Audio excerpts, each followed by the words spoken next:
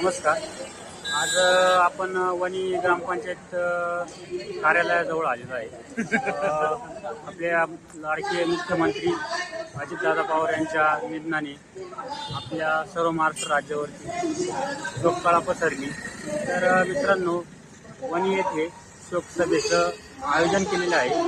तर सर्व शिक्षक वृंद असतील, वणी ग्रामपंचायत कार्यालयाचे सर्व पदाधिकारी, इंदुरी कृषी उत्पन्न बाजार समितीचे सभापती श्री प्रशांत प्रकाशराव कड हे देखील उपस्थित आहे.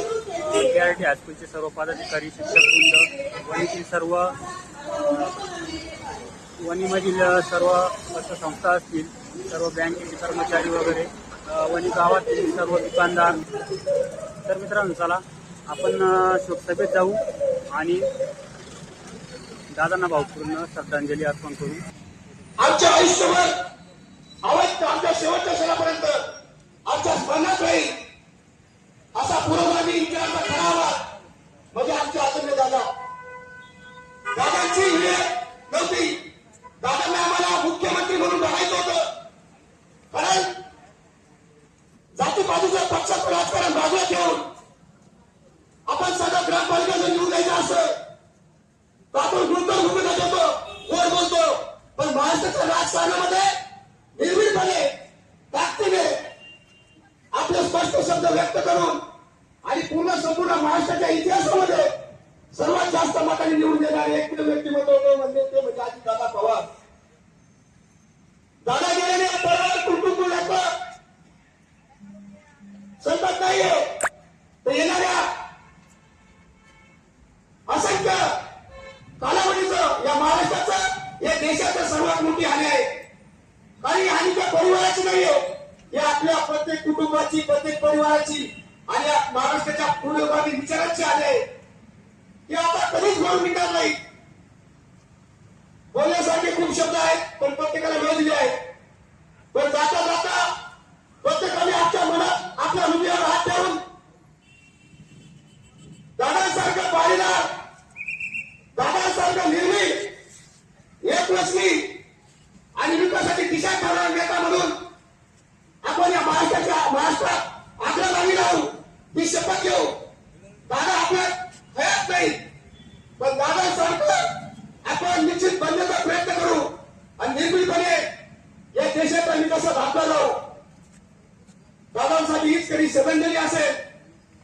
मी वणी ग्रामस्थ, वणी ग्रामपालिका आणि दिशांतर सोशल फाउंडेशनच्या वतीने, तसेच वकील संघ, प्राध्यापक संघ आणि माझ्या मित्रपरिवाराच्या वतीने दादांना शेवटची भावपूर्ण अशा आदरांजली अर्पण करत थांबतो.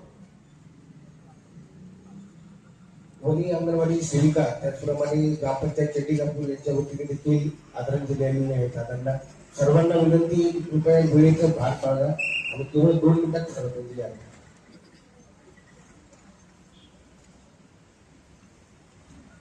उपस्थित शोकाकुल बंधू भगिनी, महाराष्ट्र राज्याचे उपमुख्यमंत्री कैलासवासी अजितदादा पवार यांना श्रद्धांजली वाहण्यासाठी आपण सर्वच या ठिकाणी उपस्थित झाला. दादांबद्दल बोलायचं म्हणजे असं महाराष्ट्राचं नेतृत्व, निर्भीड नेतृत्व हे आपलं आज हरवलेलं आहे. कारण दादा म्हणजे ज्यांच्या मनातच अशी इच्छा होती का महाराष्ट्र माझा हा शेवटच्या क्षणापर्यंत कसा विकासाकडे न्यायचा, या बुद्धीने चालणारे दादा, त्यांचा स्वभाव दादा आणि वणी ग्रामपंचायतचे कारण महाराष्ट्रामध्ये साहेब श्री विलासराव मुख्यमंत्री कड आणि अर्थ खातं जी सांभाळण्याची जबाबदारी ही दादा सांभाळायची. आणि दादांचं काम सर्व वणी ग्रामस्थांकडून बोलायचे ते करायचे. उपमुख्यमंत्री अजितदादा पवार यांना भावपूर्ण श्रद्धांजली. एक शोक सभा जे काम होणार आहे आज 29 जानेवारी 2026 रोजी प्रसंग सांगतो. महाराष्ट्राचे उपमुख्यमंत्री यांचे निधन झालेले असल्या कारणाने वणी गाव कडकडीत बंद आहे.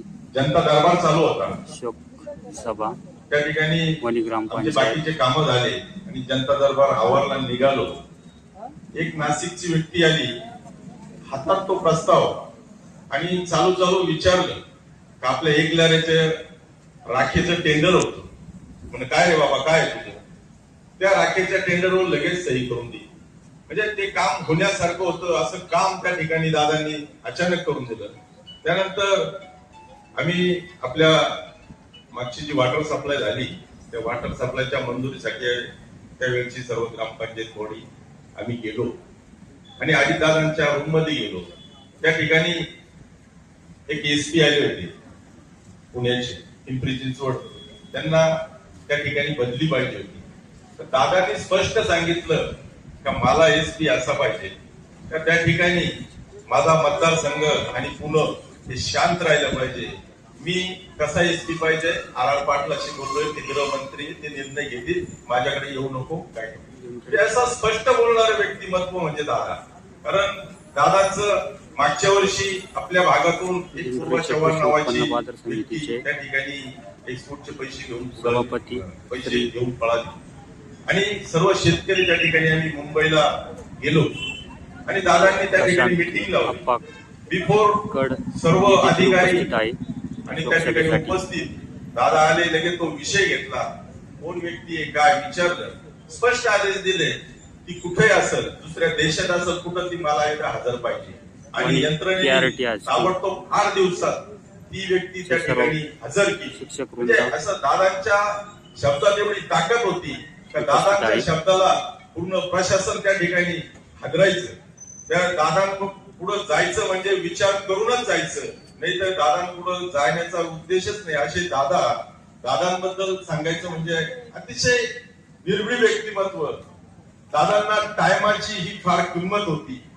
आपल्या लखमापूरला आले आणि ग्रामपालिकेचं मला वाटतं वरखड्याचं उद्घाटन होतं. त्या ठिकाणी किती लोक असो काही असो 7 वाजता म्हणजे 7 वाजता त्या ठिकाणी वातावरण बिघडलेलं होतं. थंडी पावती पावसाचं धुक्याचं प्रमाण होतं, पण दादांनी त्यांच्या टायमात कधीच बदल केला नाही. 7 वाजता म्हणजे 7 वाजता त्या ठिकाणी हजर झाले. स्थानिक कोणी त्या ठिकाणी उपस्थित नव्हतं, पण दादा नाशिकहून त्या ठिकाणी हजर झाले. असे दादा आदरणीय आपल्या झिरवळ साहेबांच्या आताच्या निवडणुकीच्या प्रचार सभेसाठी दादा या ठिकाणी वणीला आले आणि जेवणाला माझ्या घरी आल्यानंतर अतिशय दादांचं जर बघितलं त्या ठिकाणी दादांनी जेवण केलं आणि माझ्या आईला विचारलं तुमचं वय किती, मला विचारलं तुमचे भाऊ किती आणि आईने सांगितलं माझं 77. माझी आई सुद्धा मला 87 वर्षाची, तुझ्यात आणि त्यात बदल नाही अशा शब्दात त्या ठिकाणी दादांनी त्या ठिकाणी सांगितलं. आणि दादा म्हणत मला बाथरूमला म्हटलं दादा बाहेर बाथरूम चांगलंय, माझं थोडस पत्र आहे. अरे मला शिकू नको दादा तू, मी ह्या अशाच घरात राहिलेलो अजिबात सांगू नको, मला बाथरूम दाखव. आणि दादा बाथरूमला गेले. म्हणजे अतिशय दादांचा तो क्षण मला आज त्या ठिकाणी दादा आज गेले असं वाटत नाही.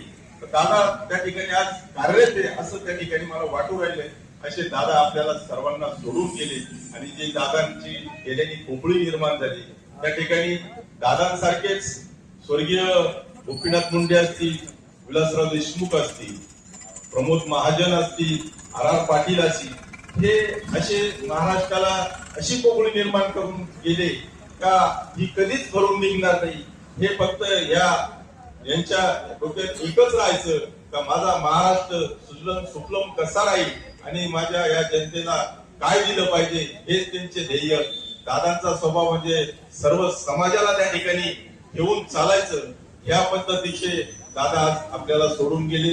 मी माझ्या गड फॅमिलीच्या वतीने आपल्या वणी ग्रामपालिकेच्या वतीने वणीचे सरपंच मधुकरराव भरसट, वणीचे सर्व ग्रामपालिकेचे सदस्य, राजीव गांधी पतसंस्था असेल, वर्धी मर्चंट बँक असेल, सर्वच वणीतील पतसंस्था असतील, सर्व संस्था असतील, वणीतील सर्व मान्यवर, सर्व त्या ठिकाणी सर्वांच्या वतीने व्यापारी वर्ग असेल, कांदा असोसिएशन असेल, सर्वच त्या ठिकाणी आपले दुकानदार सर्वांच्या वतीने त्या ठिकाणी आपण दादांना आदरांजली अर्पण करू आणि दादांना एक चांगलं परमेश्वर त्या ठिकाणी स्थान देवो अशी आपल्या सर्वांच्या वतीने भगवंताला विनंती करतो. थांबतो.